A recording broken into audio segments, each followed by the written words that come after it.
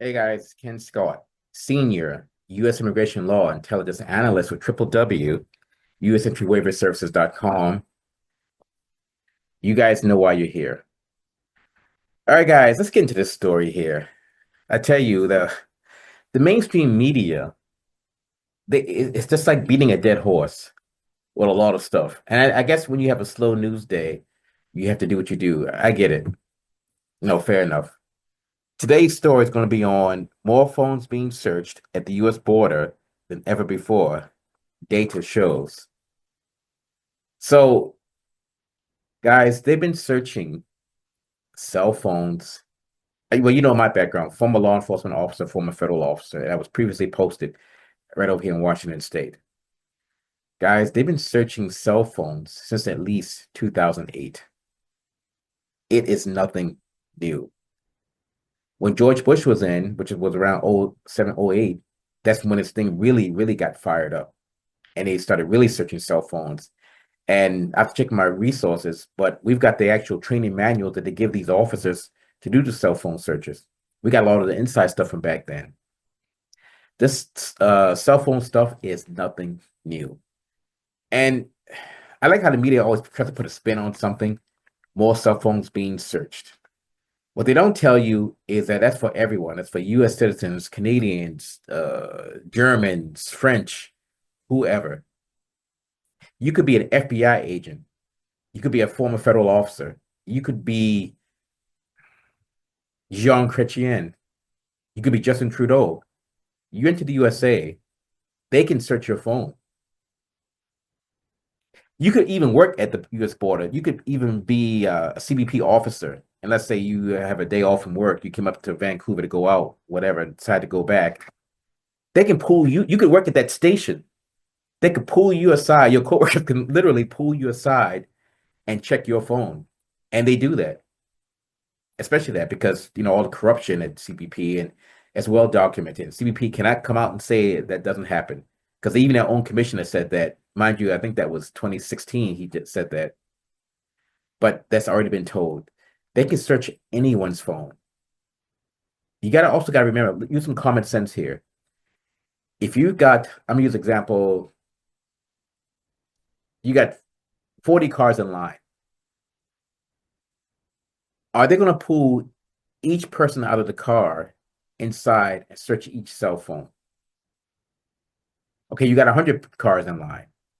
Are they going to pull each person? Let's say each car has one person. Obviously, it's probably more. So you're going to pull all 100 people out of the car.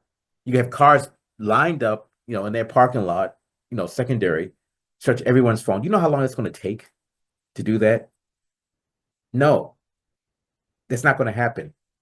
They're only going to search the ones that they have what they call reason to believe. They got reason to believe. I mean, it's a different story. And you said, Ken, what's reason to believe? Well, it depends. The young girl who's 23 years old, who's crossing the border, uh, say by herself, where are you going? Oh, I'm just going to see my boyfriend in Seattle. Oh, well, why aren't you at work today? This is, let's say, a Tuesday. Oh, I don't work. Oh, okay, go inside. Reason to believe, reason to start digging. And I hate to say it, some of the Brown brothers, tats up and down the arms, you know, it's my family, but they crossing the border, like rolling 3 or 4 deep. They got some to do Musawala blasting in the background. They're probably going to get sent in and searched. Personal search, vehicle search, total profiling, total racial profiling. But they do it at the US government. They would even do it to me. So it is what it is. The 80-year-old woman who lives in White Rock, who's going down with her grandkids, maybe on a walker, she may not get searched as quickly. It's just a fact. The longshoreman, let's just say, he's got tats up and down, or the longshoreman's on his Harley, he's probably going to get pulled aside and searched. Again, it's total profiling. So they got what they suspect or what they call reason to believe. They're not going to search each and every individual coming through that airport or the land border. They're not going to search each individual phone. They don't have the time to do that. But if something triggers them, then yeah. Now, same token, you're going through the lineup They see a hit for like prior criminality, prior immigration violations, whatever. Yeah, they're gonna get searched. Everything's gonna be searched. But the 26-year-old university student, she's going down with her family, let's just say, to Bellis Fair Mall for a day of shopping. Probably not going to get searched. Probably not. I can't guarantee it, but probably not. They got to have reason to believe. And on this channel, we talk about some things controversial, and I'll just spit it out. The same girl who's 24, she's going across the border, and with a guy that looks like me, and she looks like Scarlett Johansson, and I got a tank top on, bling, my earring in. And see, I don't have any of that stuff here in the office, and I see my chains, or whatever, and the car's a nice big SUV or Lambo. Definitely going inside. But we're both getting searched. Total racial profiling, totally is. But that's what they do at CBP. I go down like this shirt, just going down to visit friends. Probably not. Well, they know who I am, but the ones who don't know who I am, probably not. But then again, my name will be hit on anyway, so they'll know. So it's case by case. It's a situational type thing. So I like how the media always likes to spin it when they say more phones being searched at the U.S. border than ever before. Data shows, without going to the full details, because everyone being searched. So, and you guys getting your phone searched. As long as you know there's nothing in that phone that can come back to bite you, who cares? Search all day. Now if you're riding dirty down there or riding dirty here in Surrey, stuff in your phone, then yeah, you better be worried. You most definitely better be worried because they just might find something that can use against you, make you inadmissible, turn you around. So if you're riding dirty here in Surrey or Abbey or whatever, or East Van, yeah, you need to be concerned. Now, the guys from back in the day who are waiver clients who have convictions for like PPT, which is drug trafficking, or those guys, similar guys who have charges but never convicted, I guess they were innocent. Those guys, those guys don't necessarily get searched. And I know because of the fact that a lot of those guys are clients and they cross over, they don't even get searched. And they used to move powder, they used to move fentanyl, they don't even get searched. So it's case by case, officer by officer, day by day, and even port by port. The Suez border is one of the worst over here. The Suez border is the number one worst. It's also a training border. They call it the meat grinder. And I was actually supposed to be an instructor there back in the day, but that's a story behind that. That didn't, unfortunately for me, that didn't go down due to the way I was when I worked for the federal government in the city of, well, I'll just say in Washington State. My views didn't align with my supervisor, so I didn't get to get that location. But that's another story. So bottom line, they can search anyone. Will they search everyone? No. You have to be worried. That's already been covered. If you're riding dirty or any of the other scenarios I mentioned, yeah, you might get searched. If you're not riding dirty and it's not any of the other situations I mentioned, whatever.